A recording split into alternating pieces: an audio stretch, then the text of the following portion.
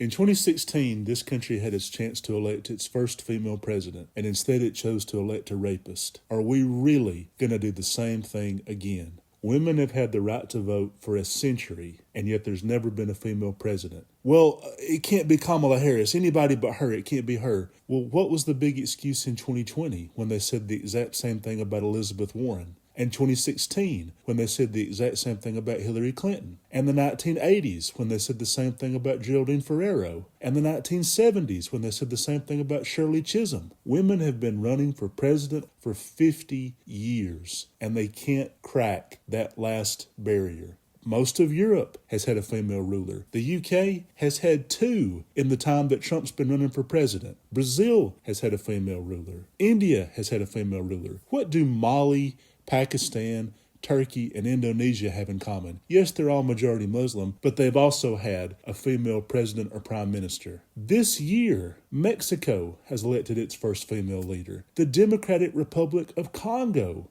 has elected its first female leader, but not the United States. These so-called crappy countries that Trump calls them, they've had female presidents, but not us. The ones that Trumpers feel superior to and we're trying to block the immigrants from coming into, they can have a female leader and they're evolved and civilized enough for that, but not us, the country that thinks kicking them out of our country is the top priority. It's beyond time that this country had a female leader, and I would be shocked if a majority of female voters actually wanted to look at Trump's ugly face for another 4 years. I'm really finding it hard to believe that they want to turn on the TV and say, there's my man, there's the president. I can't wait to hear what he has to say. So why are the polls showing that this race is neck and neck and a coin toss and we have no idea who's going to become president? This is now the fourth presidential cycle that Alabama Liberal has existed. I started this blog in 2011. The podcast and YouTube portion of it started in 2016. In 2012, the polls showed Romney and Barack Obama being really close. It didn't wind up being that way, but it did show them neck and neck for a long time. So 2012, my mood was competitive. I was like, I got to call everybody I know. You're trying to get everybody you've ever heard of to vote in 2012. Competitive. 2016, if you listen to the podcast around that time, I really thought Hillary Clinton was going to win, and it was kind of jovial and laughing. You kind of saw it become a romantic comedy into a dystopian nightmare, basically. And then in 2020, if you go back and listen to episode 78, Fatherhood, Think of the Children, that's probably the best solo episode I've ever done. I mean, I really lay out the case exactly why Biden should be elected over Trump, why nobody should even be thinking about voting for Trump. It was during COVID. I laid out my history as a father, why it was so important to not let a guy like Trump back into the office. It was clear, concise. It's probably the best episode I'll ever do solo, and it was emotional, almost from beginning to end. As a matter of fact, if you could go back and listen to that podcast episode, 78, please do that first. Listen to that one and then come to this one, because that emotional, persuasive argument, it still all applies, because the same guy is who we're running against, the guy that cratered the country and gave 2020 the worst year of my life. That's the guy who's running again to take back control of the country and do even worse things. He hasn't gotten better with age. He's not a fine wine or a cheese. He isn't aging gracefully. And when people say things like, well, didn't have a choice in 2016. I mean, Hillary Clinton was just so evil. She wasn't evil. And we fed into that media narrative that she was just an awful candidate. But now here we are with Kamala Harris, and it looks like the election could potentially go the same way it did against Hillary. 2012, I was competitive but optimistic. I thought Obama was going to win, but I wanted to make it so. 2016, I was jovial. I thought Hillary Clinton was going to win. 2020, I was emotional but optimistic. I thought Joe Biden was going to win. I felt really very confident that Joe Biden was going to win because of how awful that year was. It fit the pattern of presidential elections where we always turn to the Democrats to clean up a Republican mess. We turned to Barack Obama to fix the Great Recession that Bush created. We turned to Joe Biden to fix the COVID nightmare and Floyd riots that Trump had us in. We turned to FDR to fix the Great Depression that Hoover created. So we're always kind of doing that. This is more of the Hillary Clinton scenario where a Democrat has been president. Things are relatively peaceful. peaceful. The economy is a lot better than people think it is. There's that stability that people take for granted. Usually a Democratic president comes in and does such a good job that people begin to take them for granted and pick them apart for tiny little things. They always do this. And then when their successor is running, people get so bored under Bill Clinton or Barack Obama or now Joe Biden. Let's see what the chaos candidate, let's see what they can do for us. Maybe they'll make me a multimillionaire.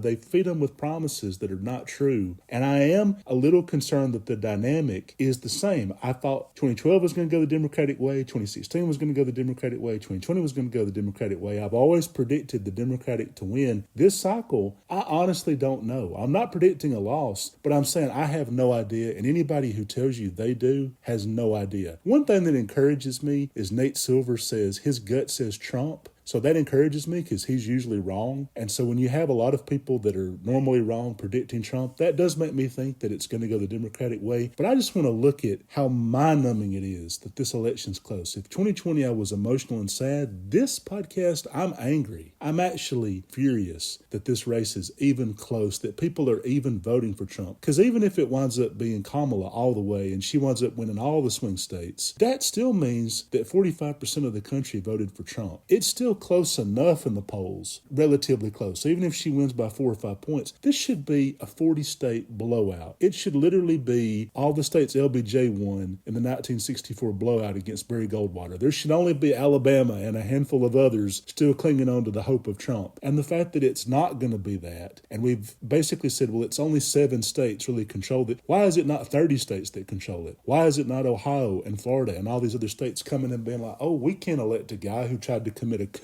We can't elect a guy who says, vote for me now, you'll never have to vote again. A guy who's made his fastest intentions open. We can't elect a guy who says Mark Milley should be executed for treason, for not helping him steal the country, who refused to accept the election results in 2020, who's openly telling the House Republicans, do not certify this race if I lose. We can't vote for a guy like that. This should be a non-starter in American politics, along with the enormous personal baggage. In every category, Trump is a worse candidate than he was in 2016, when a lot of Americans voted for him, not thinking he was going to win, kind of not even thinking it was possible. Not even Trump himself thought he was going to win, which is why there was all that stuff about it's rigged, I'm going to lose, it's rigged against me. And then he won and he was shocked. Compare this right now to 2016. All the so-called crimes that Hillary committed, all the bad things about her that people said over and over again. She doesn't do enough rallies in Wisconsin and Michigan. Kamala's practically lived in Wisconsin and Michigan. She's done a ton of rallies in the 3 months since she became the nominee. Well, Hillary Clinton doesn't do enough media interviews where she comes off as unscripted. She didn't do Howard Stern before the election. Kamala Harris did Howard Stern, Call Her Daddy podcast. She's even gone on Fox News. I mean, she's gone anywhere that will have her to get this message across to people out there. So you can't accuse her of that. Well, Hillary came off as very stiff and wonky. She had too many detailed plans. Americans don't want a lot of details and finer points, and we're not policy wonks. Why'd she come up with all that stuff? Now they're saying, we don't know enough about Kamala Harris. Kamala Harris hasn't released enough stuff. She hasn't told us enough about what she wants to do. She has. She's got plans out there and programs that'll actually make your life better. For some reason, that stuff is not sticking in people's minds as much as the fantasy that every problem you have is the fault of a Mexican immigrant. And if we can kick them back across the border, your life's going to be wine and roses. People who are in their 70s and white, oh, I'm relevant again. Now all the movies are like they used to make back in the 60s. The Andy Griffith Show's back on TV. I can't believe how much better things have gotten. They have been absorbed into that fantasy. And that is what Trump ran on 2016, 2020, and 2024. No one should feel sorry for his voters. They know exactly what they're voting for. Crooked Hillary, 2016. Now you literally have a prosecutor. You have a woman that nobody can even begin to accuse has broken the law. Hillary Clinton's not warm enough in 2016. Well, now they're criticizing Kamala for laughing too much. Hillary Clinton, they said, well, she's been demonized for 30 years. All these young people, they've got this negative impression of her. Kamala Harris, they're saying, we don't know enough about her. Who is she? Well, she's been vice president for 4 years. Is it really her fault that you never bothered to learn what she was doing? As vice president, president, she's broken the most number of ties in the Senate. She now holds the record for breaking ties in the Senate. The vice president's only true job. She's now the Barry Bonds of breaking ties in the Senate, the Babe Ruth of breaking ties in the Senate. Doesn't that really tell you all you need to know? She shows up for votes. You can't say that about J.D. Vance. He doesn't show up for some of the crucial votes. Trump's hiding in the White House bunker while a mob tears down the gates around him. So obvious. People who are voting for Trump and saying things like, well, he's better than the alternative. These people are completely full of shit. We know that they are full of shit because only a few months ago they were saying, well, we have to pick Trump over Biden. Literally, this is the first presidential race in my entire lifetime and the first one in half a century where the nominee swapped out at the last minute. And they only did that because Biden was polling low against Trump. It wasn't that Biden's in a bunch of scandals. It wasn't that half of his administration's been indicted. W. Bush and Reagan and, of course, Trump himself had way more scandals and indictments at this point when they're running for re-election. The economy's fine. He didn't tank it like Hoover. He doesn't have scandals. He didn't just suddenly commit a bunch of crimes and he was going to be impeached. The only reason Joe Biden is not the nominee right now is because his poll numbers, they replaced the nominee because of that. The Democratic Party is so responsive to people's needs. They helicoptered in a new nominee and all the people being like, well, we can't vote for Biden. He's too old and he's too senile. He'll never survive. We'll vote for any other Democratic candidate, just not Biden. Well, here's Kamala Harris. She's definitely not that old. She's younger than Trump. She's 20 years younger. She's not senile. She's got energy. She's got plans. She can communicate. She's everywhere being interviewed, not stuttering at all. She's ready to go. Yeah, but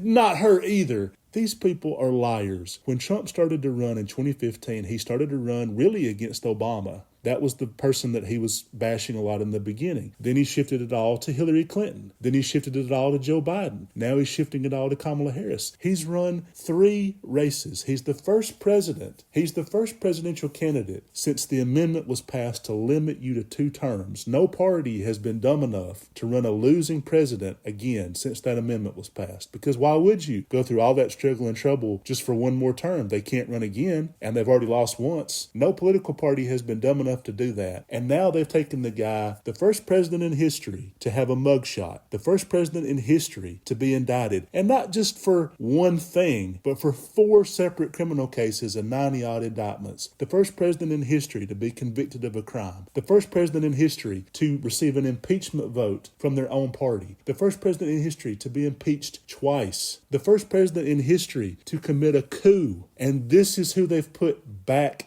out there as their nominee. You're goddamn right I'm angry. In episode 78, Think of the Children, I had no curse words in that episode. It was not an explicit episode because I wanted anybody to be able to hear it. I deliberately kept it PG-13 because I didn't want to have the explicit rating. I wanted you to be able to share it with anybody and make a clear, concise argument of why it would be completely wrong to re-elect Trump in 2020. I can't even do that this time because I'm so angry. I can't keep the curse words out of this. Every single possibility that somebody could give me for voting for Trump is a lie. I hear the economy was better under Trump. No, it wasn't.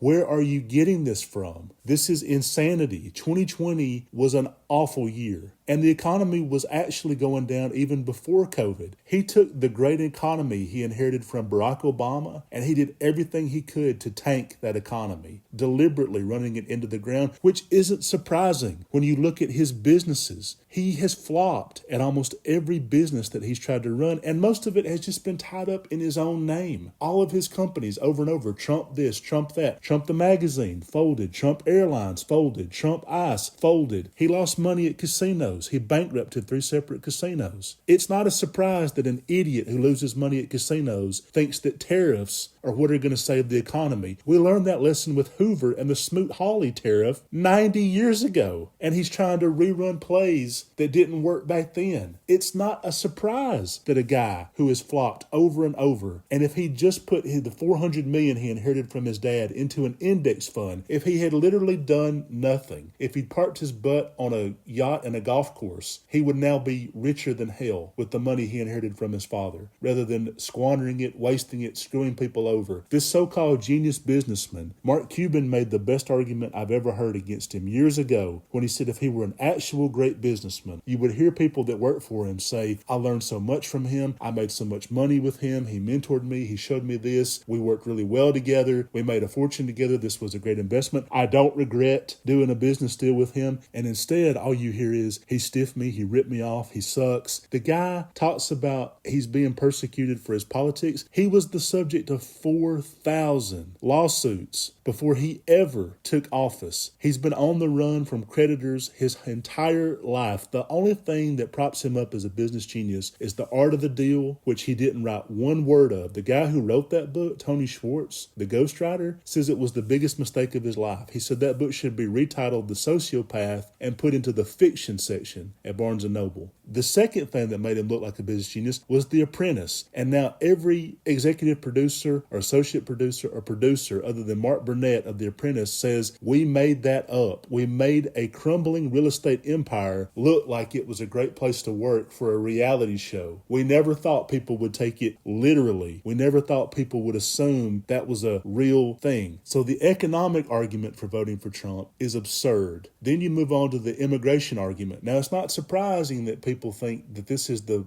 top reason to vote for him, considering it's all he's ever run on. He's saying the same thing now, basically, that he said in 2020, when he was the current president. In 2016, right before he was elected to the presidency. If he didn't do a damn thing about immigration in the 4 years he was in office, what makes you think he's going to do it now? This is a guy who talks about illegal immigration. He had illegal immigrants working his properties and golf courses. He talks about offshoring of jobs. His clothing was made in Bangladesh and Mexico for his clothing line. The Bible he's selling this year, the $60 Trump Bible, was manufactured in China. What in the hell are you talking about? All he wants to do is make life harder for legal immigrants, because that's all he did in his first term. He tried to revoke the H-1 tech visas, the student visas, the Dreamers. He wanted to cancel asylum. He put through the Muslim ban, where he tried to ban immigration outright from several different countries. He wants to ban immigration altogether from shithole countries in Africa and the Caribbean. He wanted to get rid of the diversity immigration lottery that my wife, who's from Nigeria, her family initially used to gain access to this country. And at one point, he even talked about pausing immigration altogether until we could find out what the hell's going on, quote unquote. That was always to make legal immigration harder. His cult says, no, he's for legal immigration, just not illegal immigration. Everything he's ever done is to screw up America's legal immigration process. It's very clear that it's what's good for him and not for you. His first wife, who he had 3 of his kids with, was an immigrant. His current wife, who he made the first true immigrant first lady of America. Don't say Louisa Adams, because the colonies, quote unquote, were part of England when she was born. Melania Trump is the first true immigrant first lady of America, who's also mother to Barron, making 4 out of 5 of his kids the product of immigration. And he's a gigantic asshole when it comes to legal immigration. And by the way, he committed visa fraud to help Melania get citizenship and bring her to this country. That's the guy who supposedly has such great respect for legal immigration and not illegal immigration. He himself is the product of immigration. His mother, Mary Trump, is from Scotland. If Mary Trump hadn't have married his dad, Trump wouldn't exist. And yet this guy, who's the product of immigration, who most of his kids are the product of immigration, who made an immigrant the first lady, biggest asshole in the world when it comes to the question of legal immigration. Everybody right now who's part of this country who doesn't vote because they're not citizens, but they say, well, this election doesn't really affect me. He could cancel your green cards and he could revoke your permission to be in this country. You need to contribute money and time to Kamala's campaign and ask anybody you know sitting on the fence to vote for her. I mentioned in previous podcast episodes about a Jamaican woman talking about she would vote Jill Stein over Palestinian rights. Your green card that you're using to be here, your work permits, could be revoked if he wins. And people act like they don't care. People talking about Israel and Palestine and that being a good reason not to vote for Kamala or to vote for Jill Stein or to throw their vote away or just to not vote at all, that being a great thing to do? If you care so much about sovereign rights and land being taken from Native people, what about Native Americans in this country? Trump's housing plan includes building on federal lands and drilling for oil on federal lands. What the hell does that even mean? Well, what it probably means is he's going to have to take native lands to build those houses on. Kamala's housing plan wants to build houses where the people actually live, like Los Angeles, where I'm at, where houses are way too expensive. It's the Wall Street and the corporate investors and the flippers is what's making housing so expensive, not immigrants. Him being like, well, we'll kick millions of people out of the country and that sure will clear up a lot of housing, won't it? You can go on Zillow right now in Los Angeles and see houses where some developer bought it for $900,000 3 months ago and now wants $2 million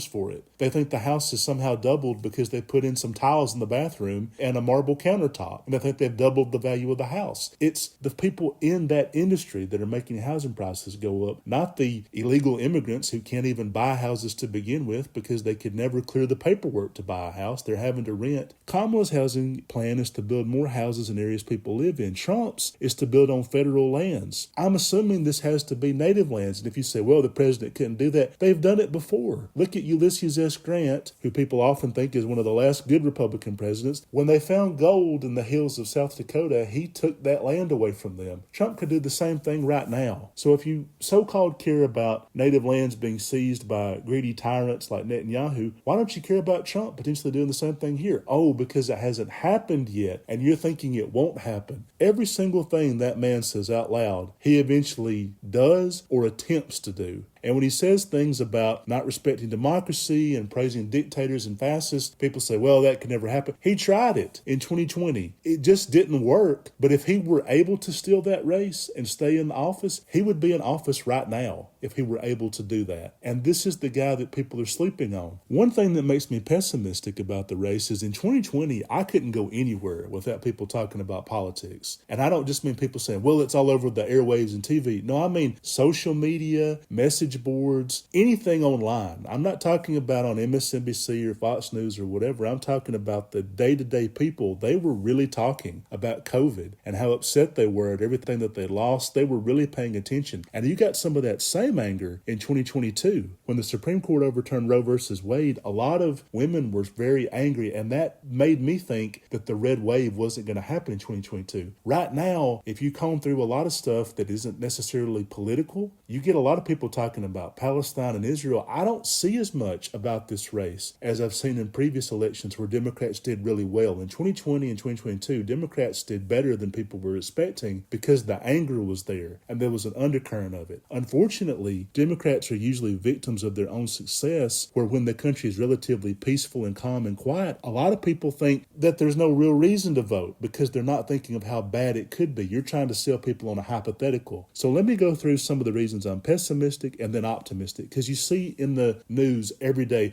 this goat said that they're going to vote for Trump. That must mean he's going to win. I mean, literally people are asking their pets. Everybody's trying to get that inside edge and read the tea leaves and try to figure out what's going to happen, and had a dream that Kamala's going to win. So everybody's trying to consult their crystals and their Reiki bracelets and figure it out. I'm just going to tell you that I don't think the polls are reliable at all. I'm not listening to that because I'm seeing now where Rasmussen and Trafalgar and American Greatness and all the conservative sites, they've dumped a lot of polls favoring Trump over the last 2 weeks. His surge in the polls is inexplicable. It actually makes no sense if you really try to break it down. The Democratic candidates for Senate all have comfortable polling advantages. Their polling advantages have all stayed the same, whereas Trump is rising and Kamala's falling somehow. And it's not like Trump has done anything great in the last couple of weeks. And it's not like Kamala's made any missteps in the last couple of weeks. There's nothing Kamala's done that is taking away from her. When people say Kamala loses, I guess she wasn't a great candidate. No. She is a great candidate. She's done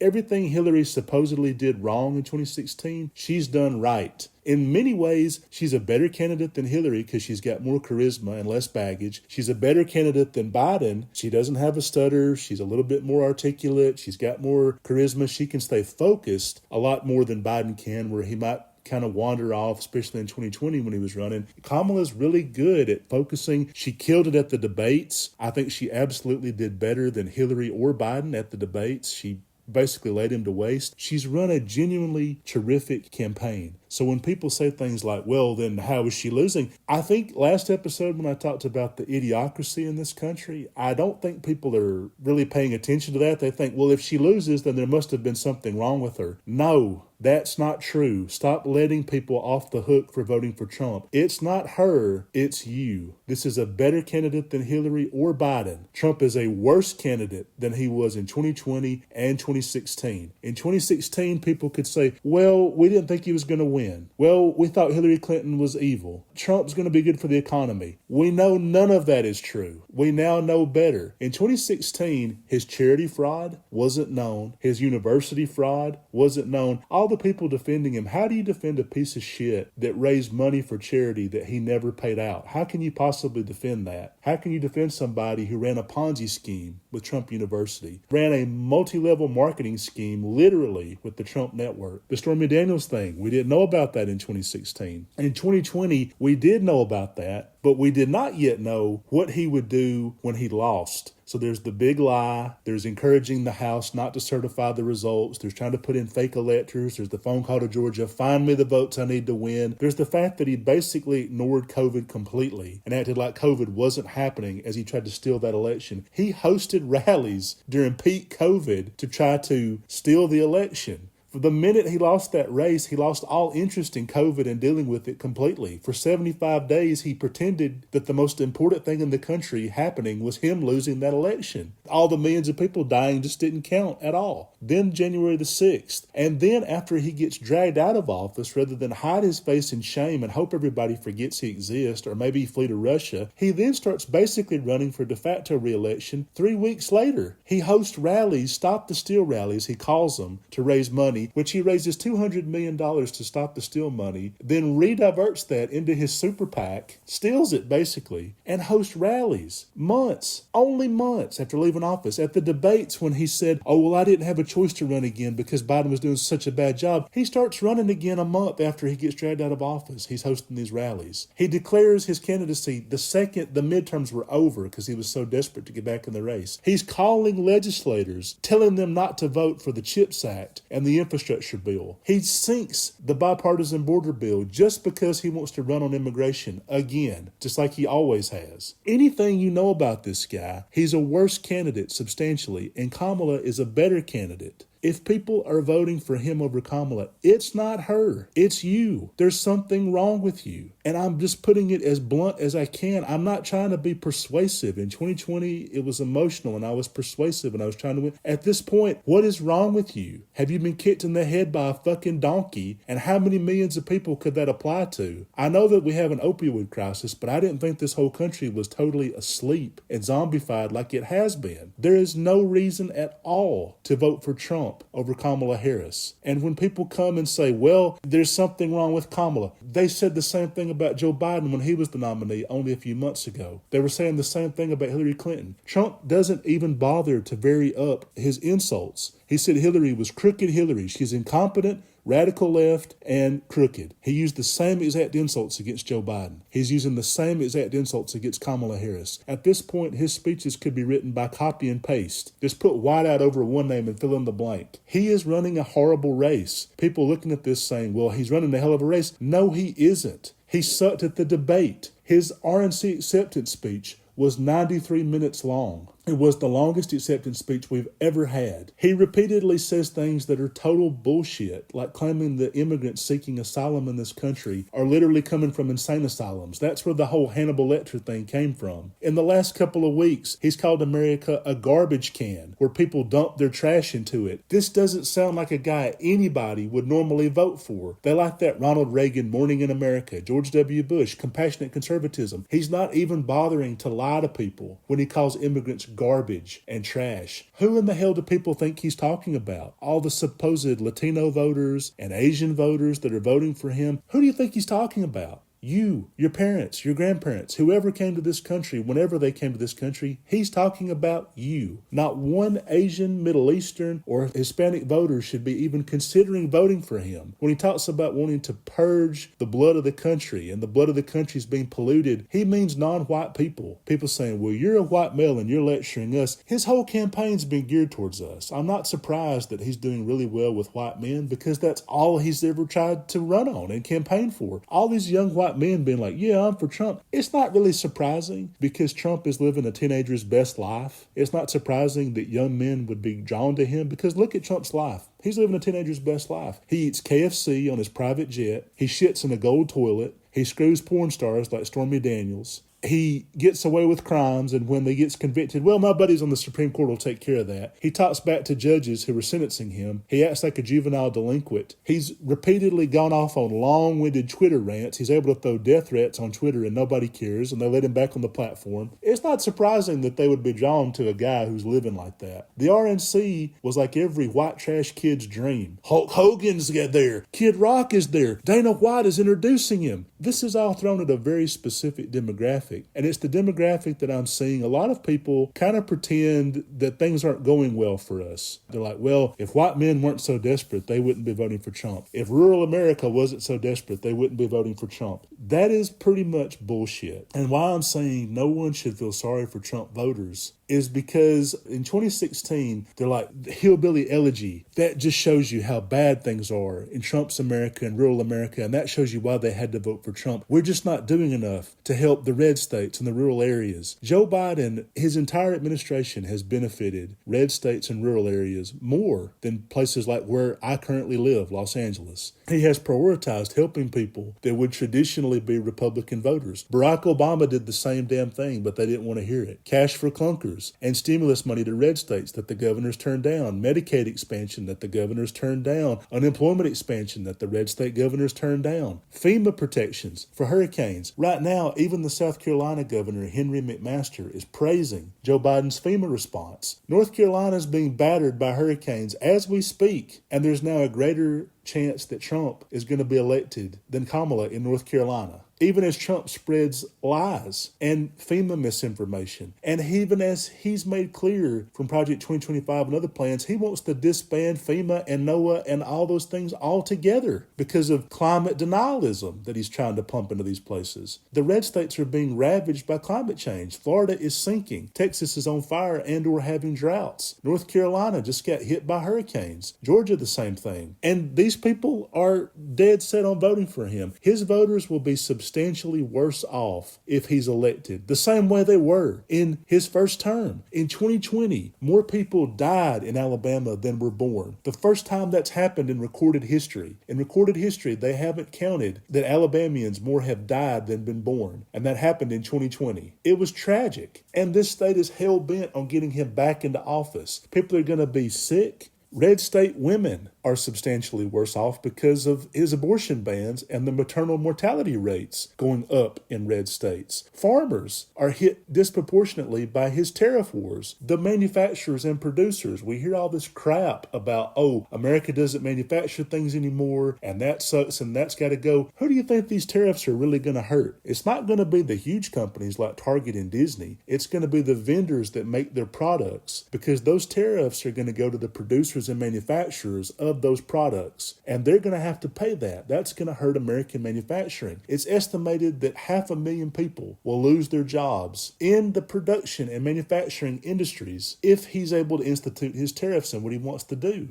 Healthcare. Red states are generally sicker and older than other states. His healthcare proposals are garbage. When he was at the debate, he said, I have concepts of a plan. This is a guy who's already been president before. It's one thing for one of his voters to think this stuff, but he's already had the job. When he can't tell you specifically what he would do on healthcare, or doesn't seem to know things like people seeking asylum don't literally come from insane asylums, this is a man who's already been president. He's not a candidate anymore, and he doesn't know the job better than he does. I'm not encouraged at all that in the polls they're tied in every swing state except Arizona, where he seems to have an advantage, which makes no sense. But things that are encouraging to me, and I don't want people to give up, because like I said, polls have been wrong before. They were wrong in 2022 by a wide margin. Alabama liberal is normally the guy who's like, don't listen to Doug Jones can't beat Roy Moore. He absolutely can. And then he did. Don't listen to Joe Biden can't become the 2020 nominee. He absolutely can. And then he did. Don't listen to Democrats are going to get wiped out in a red wave in 2022. I said that wouldn't happen, and it didn't happen. So I'm telling you right now, it's going to be close. It would not surprise me if the entire race came down to a few thousand votes in Nevada and Pennsylvania. Nevada, a state known for casinos, nuclear bomb testing, Mormons, and desert country. What could go wrong? Having 5,000 votes in Nevada determine the race. It's important that she wins the popular vote, and I guess apparently the Electoral College. And don't listen to this shit. Well, like, even if she wins all that, Trump's just going to cheat and he's just going to steal it. Don't listen to that. Do everything you can to get turnout as high as it possibly can be. If you know somebody in a swing state, please call them. Please consider working a phone bank, canvassing, doing every single thing you can, because you don't want to think, I knew somebody in Wisconsin and I didn't reach out to them and I didn't call them. There are reasons that I think this race is going to be more Kamala-centric than not, that nobody's talking about. So there's the things that are the obvious advantages, which you could say she raised more money than he did. Well, so did Hillary. She spent more money than he did. Well, so did Hillary. She's gotten more endorsements than he has. Well, so did Hillary. Although Hillary's endorsements were great, but Kamala's are even better, because we didn't have people like Liz Cheney and Dick Cheney, and we didn't have a lot of these people coming out and just full-throated ring the alarms, be worried about this guy. There is a substantial number of people who worked for his first term that are not endorsing him at all and have kind of made it clear they hope he doesn't win. If Mike Pence and John Kelly and Bill Barr can basically say he is a threat, please do not reelect this guy, I'm not sure why some voter in Nevada thinks they know him better than anybody who's ever met him. Maybe the key is to have him actually meet a lot of his voters, and maybe then they'll be like, oh, I can't vote for this guy, because everybody who's ever met him is basically saying, I can't support him. And I think that should be extremely revealing, but apparently it isn't. But reasons beyond the obvious that I'm encouraged. There's Alan Lichtman's prediction, the guy who did 10 keys, and he's gotten every presidential election correct. People say, oh, he missed it in 2000. He really didn't. Bush cheated in Florida. He stole that race from Al Gore. If you look at his explanations of Florida, which is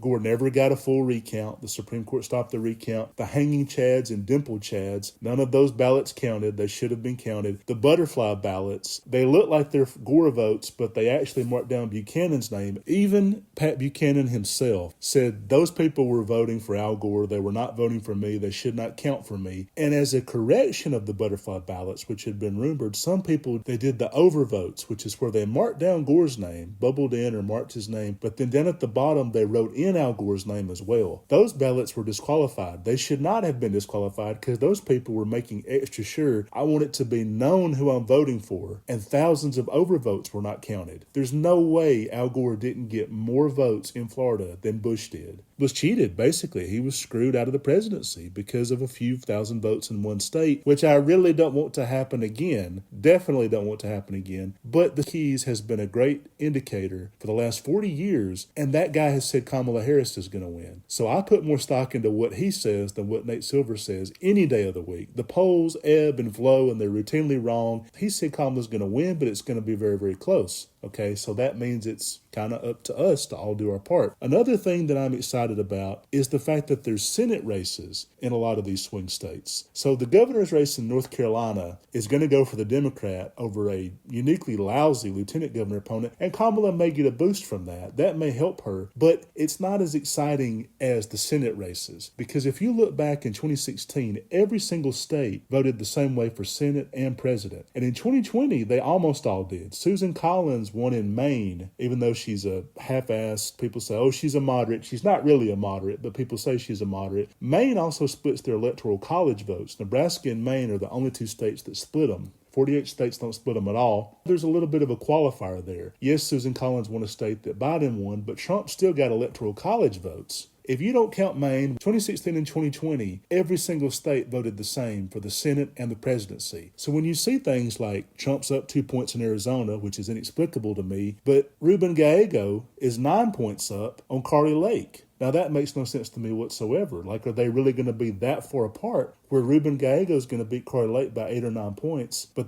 these same people are going to vote Trump's name down? Why would they? Carly Lake is only there because Trump endorsed her. Trump promoted her. Her election denialism and love of Trump is the whole reason she's even the candidate there. So why would people turn down Carly Lake and Blake Masters and vote in Katie Hobbs as the governor and have 2 Democratic senators and then vote for Trump himself? They didn't even vote for his handpicked stooge to be Secretary of State because they didn't want a Trumper to have that kind of power over the votes. To say, well, we don't want his Secretary of State to throw the race to him even though we voted for somebody else, but then to vote for Trump anyway. I don't understand that. And that's what makes me think that some of these swing states may go differently than their polling. Bob Casey Jr. in Pennsylvania, Tammy Baldwin in Wisconsin, Alyssa Slotnick in Michigan. They're all polling a little bit better than their Republican opponents, even though they're all tied at the presidential level. Now, these states don't normally split their votes.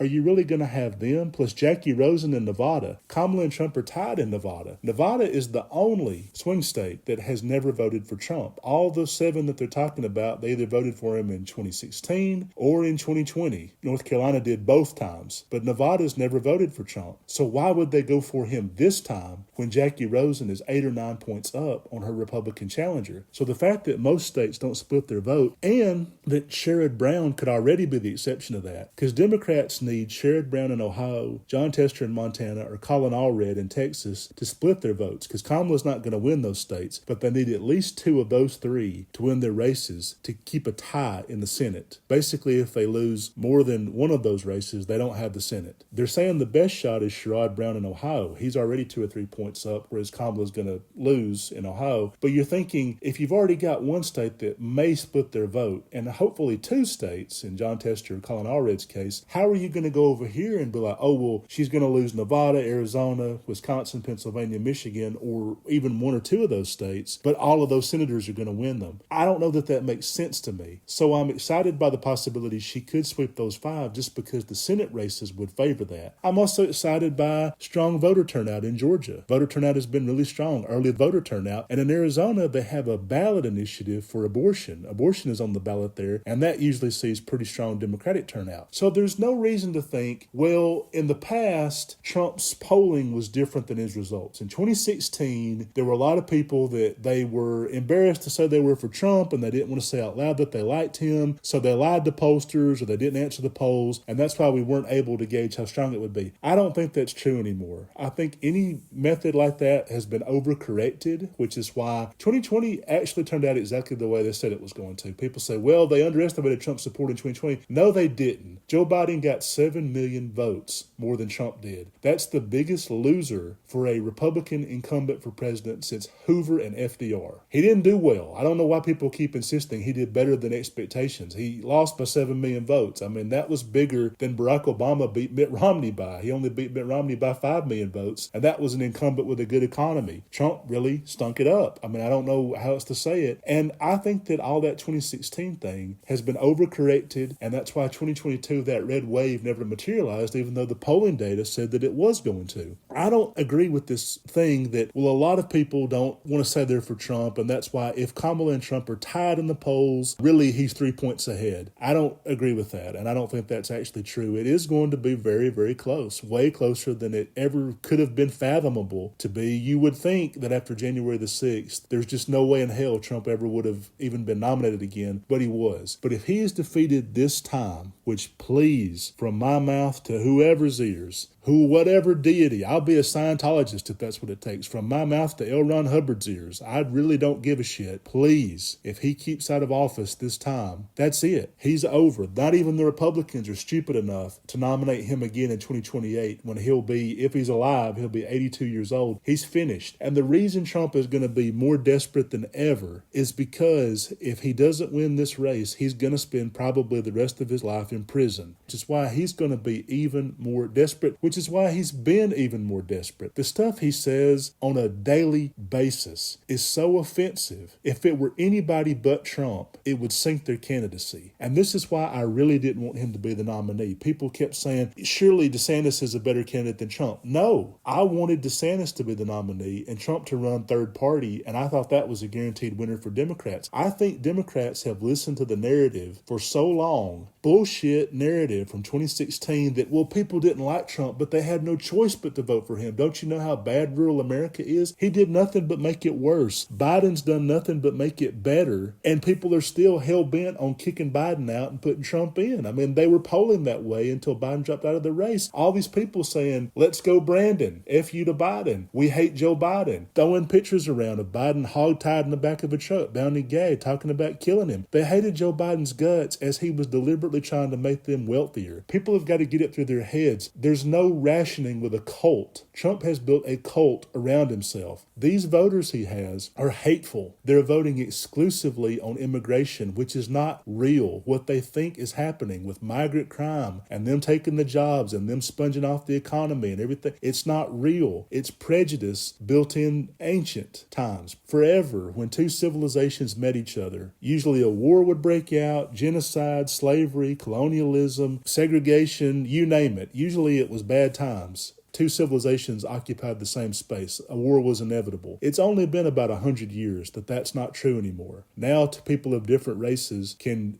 be married, can live in the same house, can have kids, can coexist peacefully in the workplace. But the DNA from millenniums of slavery, oppression, racism, wars, genocide, all the negatives of two cultures coming together, one dominating the other. We're still projecting that onto these times today as though that's still happening. And his voters, most of whom don't interact with people that are different than them, they're especially prone to that fallacy when they see bullshit hammered into their skull on Fox News about immigrants raping, murdering, pillaging. Look at that horde crossing the border. This is why Fox News is so dangerous, because there's no way a guy like Trump exists without Fox News. Bill Maher had a great quote where he said, the John Birch Society used to come to your house once a year. Now it's in your living room 24/7. 24/7, you're being fed the same message over and over. And that's why I'm scared that Trump no longer seems scary to most people, because he's been around for such a long time. He's been running for president for 9 years. He wrote Kamala Harris a campaign check for California Attorney General in 2014. He then became a Republican in 2015. She should run an ad where she says, if I'm so awful, how come he gave me a campaign check? 2015, he pretends to be a Republican. He enters the race as a Republican. 9 years he's been running for president. And I'm scared people are used to him, because when you run down a golden escalator and you begin your campaign with, Mexicans are rapists, they're sending us criminals, they're sending us the worst, it's only a natural progression to then be like, America's a garbage can. All immigrants are trash. They're poisoning the blood of the country. They're eating the dogs. They're eating the cats.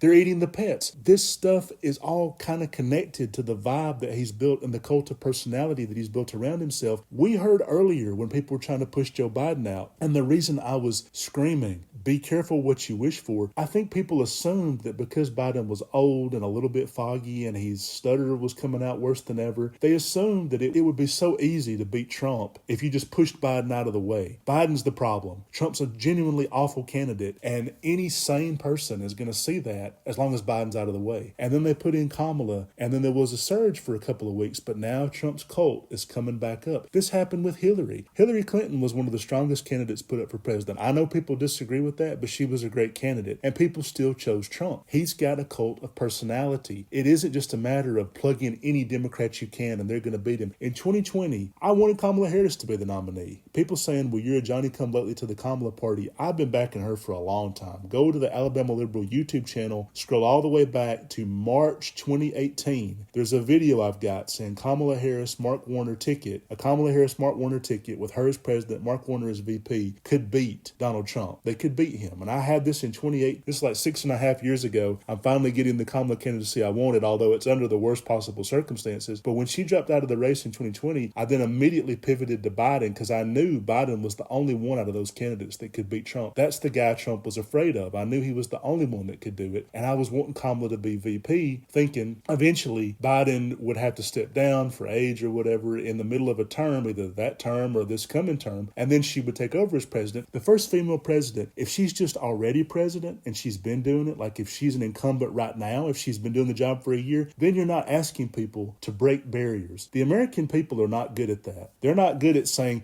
let's vote on civil rights and give everybody a choice. You know, the Supreme Court has to come in and say segregation is over with. We're not going to have segregation anymore. The Civil War is fought, saying we're not going to have slavery anymore. The American people are not very good at voting people's civil rights in. That's why like gay marriage had to be done at the Supreme Court level first, and then people got used to it. If Kamala just becomes president, then you're just asking them to renew something that's already happened, but now you're asking them to break barriers and have a female president and a black woman president. I don't know if they can do that. And this comes back to the gender thing that I've been talking about really and truly pretty much since the second election. If you go back to before 78, where I have Think of the Children, the 2 episodes before that, one is about the dictatorship and gender drain, and right before that is Kamala's versus Karen's. And it has Kamala asking questions to Amy Coney Barrett. I almost want to have this episode be titled, Kamala's fate is now in the hands of white women. God help us. But Kamala's versus Karen's, this foreshadowed what's happening right now, where the vote's going to come down to white women. And I don't know that a majority are going to vote for a black woman. Secretly, I think some of them are probably jealous.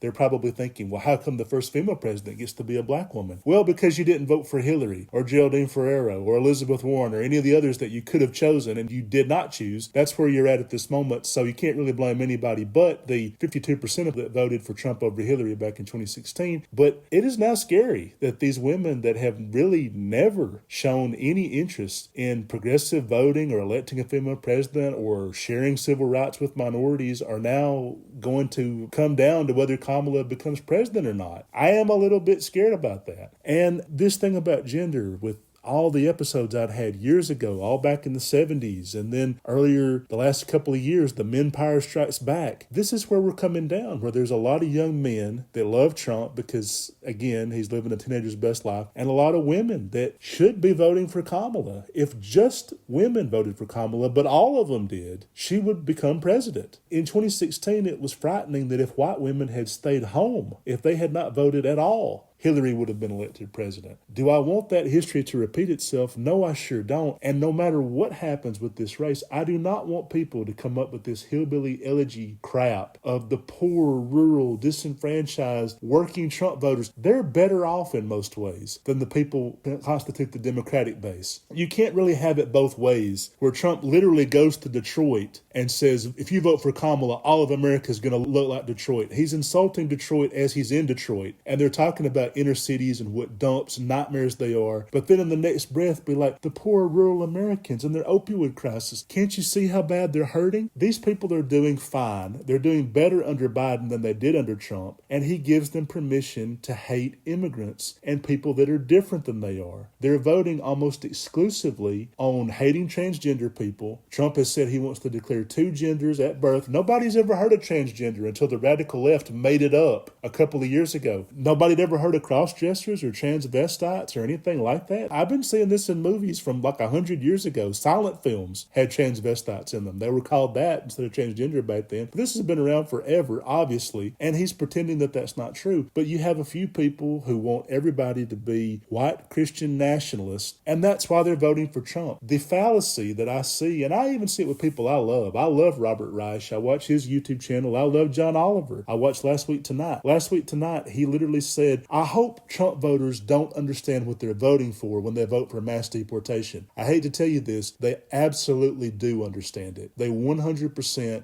hate people that are different than them. In Alabama, I heard over and over, the Mexicans, they're always at Walmart and all of them pay with WIC and food stamps. That shit wasn't true. I was a literal Walmart cashier, hardly saw that. I'd see white women that had more kids than they could feed, women that didn't have abortions, women that had 3 kids with no idea how to take care of them. I saw them pay with food stamps and WIC. I didn't see a lot of what they were talking about. But a lot of federal assistance is not available to illegal immigrants. So this fallacy that they're sponging up all of it and they get something that we're not getting, and that jealousy. And I'd say, well, Alabama, we're one of only 5 states that doesn't have a lottery. And all that lottery money, that's going to Tennessee and Georgia and Mississippi and Florida, and all that money's leaving the state going elsewhere. Yeah, but the Mexicans, we got to do something about that. I mean, it was like no matter what you said, they agreed that we need a lottery. They agreed that teachers shouldn't have guns in the classroom like some of the Republican legislature wanted. They agreed that rich people don't pay enough taxes. Although how they got from there to Trump, a guy who's famously bragged about not paying taxes, I'm not sure. But they agree about all these things the Democrats want to do for the economy. But you can't get them past this idea immigrants are getting something that they're not getting, and they can't stand it. When it came to Obamacare and the Affordable Care Act, I would have people bashing the hell out of that because Obama wanted it. And then I'd say, well, your son has Asperger's. Doesn't this benefit him because the pre-existing conditions? I like that part of the law. And your daughter, she graduated college and she's now back on your insurance until she's 26. Doesn't that benefit you? Oh, now that's a good part of the law. And you're always complaining that people don't pay their fair share and that you have health insurance and they don't. Doesn't that requirement to require people to have health insurance, doesn't that help you? Well, now that's not a bad thing. They couldn't get past the Obama part of it. They loved the law itself, but because he wanted it and they tarted Obamacare, this sucks and this is evil. And if we don't have the Supreme Court overturn this, we should just have a civil war. We should just secede from the country. You can't get people past blind prejudice. And that's why the Kamala Harris case of everything she wants to do about healthcare, about the environment, about tax cuts for the middle class, about guaranteeing the federal minimum wage, all of it's popular. All of it's things that people want and want done. Nothing Trump is running on actually sounds good, except to the people that want mass deportation and to build a wall and to kick out immigrants and to deny a lot of legal immigration permits. That's what they're voting for, and that's all they're voting for. And so I don't feel sorry for them when they're voting on an explicitly racist platform. He's the most racist presidential candidate we've had since George Wallace, and he's the most racist major party nominee we've probably had in 100 years. Probably not since the 1920s have we seen somebody this bad. And he would plunge this country into a civil war just to avoid prosecution. He really, truly would do that. And they don't care about any of that. We lose our democracy? Well, maybe we should, because white people are going to be a minority anyway. They're okay with this country turning into South Africa, where a white minority has all the military, police, economic, and political power, as long as it ain't a democracy where people that are not like them get to actually vote and have a say in what we're doing. That is infuriating and disgusting, and they know what they're doing when they vote for this. Don't think they're lost little lambs that have been led astray, and do not feel sorry for them. So this episode is part one of a trilogy. This is before the presidential election. Part 2 will be during, because I'm assuming November is going to drag on. I'm assuming we're not going to know who the winner is for weeks. And part 3 will be after. Either after a winner is possibly declared in December or until January when the winner actually takes office. Lord only knows what will happen. But please go vote and tell anybody you know to vote. And don't lose hope. I do think it will be close, but Kamala absolutely could win this. Don't let anybody tell you different. Thanks for listening. Stay strong, everybody.